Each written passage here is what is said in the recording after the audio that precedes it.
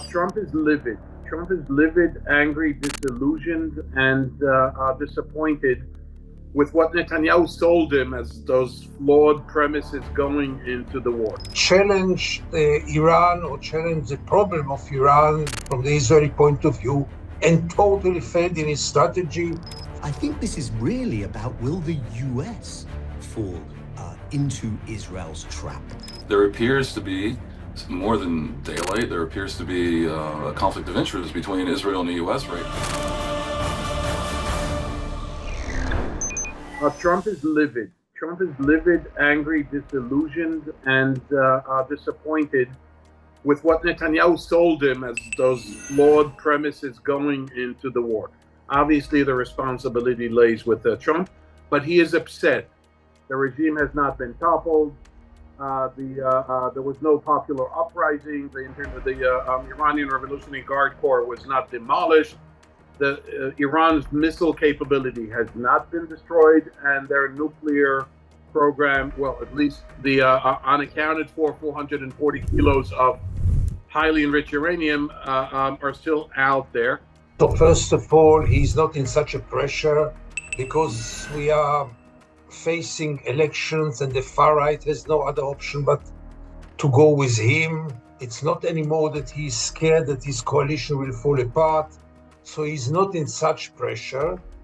In the same time, the fact that the Iran project, his life project, failed is really a matter of fact. It's not a question of interpretation.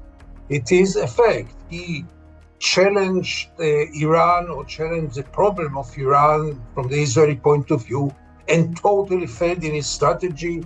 For decades, he was pushing American presidents to attack Iran. And finally, he found one president who was willing to do it, and it is a total failure. And the result is not the elimination of Hamas, nor Hezbollah, nor the Iranian regime. And even though Hezbollah and Hamas can be said to have been weakened ridiculously because of the Strait of Hormuz issue, Iran might actually be strengthened. And so the Israelis are not happy with this outcome at all. I myself just called it a tragedy for the entire Middle East. If the Iranian regime, which is a criminal mafia, is strengthened, that appears to be where things are going, and for sure.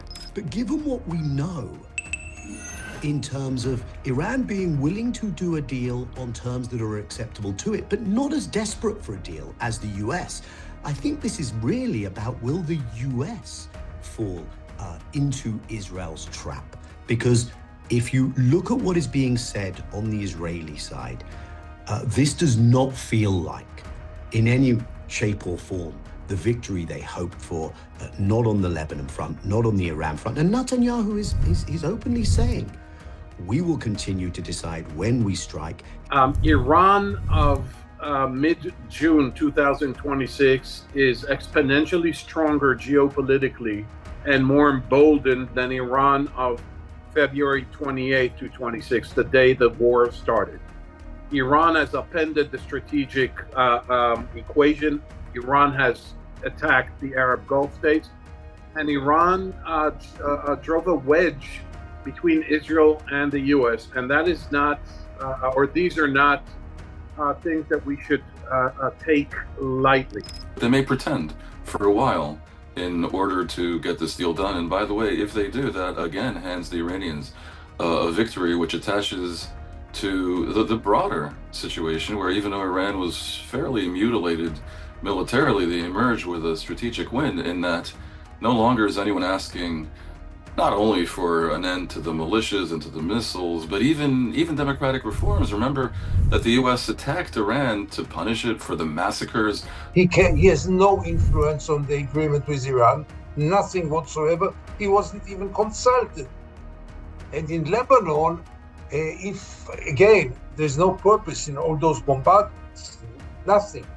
If it doesn't, it has no purpose. It doesn't serve anything, even not his political career. So I hope that Donald Trump will put end to it.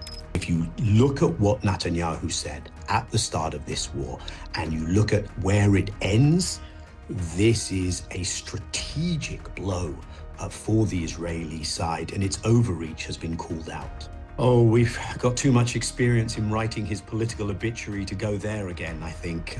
So Netanyahu, look, he's a remarkably agile political tactician. So Netanyahu will do what he can up and until the moment the US say stop.